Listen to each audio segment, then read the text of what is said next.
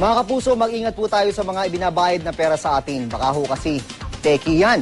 Isang lalaki na aresto matapos magbayad ng peking 200 peso bill sa sinakyan niyang pampasaherong jeep. Ang may balitang hatid ni Isay Rex.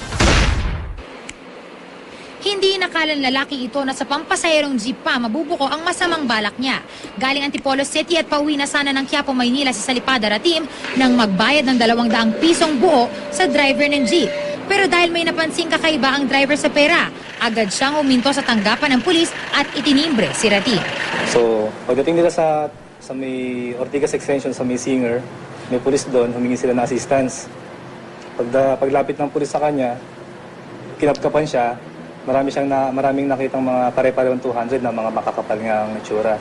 Tapos napansin ng pulis namin na pare-pareho yung serial number. 7 pirasong peking 200 peso bill ang nakuha sa kanyang bulsa. Ipambibili pa sana ito ng suspect ng gamot ng anak. Yung mga anak ko dalawa na may sakit eh. Kaya nagawa ko po yan. Hindi ko po alam kung ano mangyari sa akin ngayon, ma'am. Aminado naman si Ratim na kahapon niya binili ang mga peking pera mula sa mga kilala sa Quiapo. Pero ito raw ang unang beses na ginamit niya ito. Kung walang sakit ang mga anak, hindi naman niya gagawin ang manlamang ng kapwa. Makakasuhan si Ratim ng violation of Article 68 of the Revised Penal Code o Possession of Counterfeit Money. Isay Reyes, GMA News.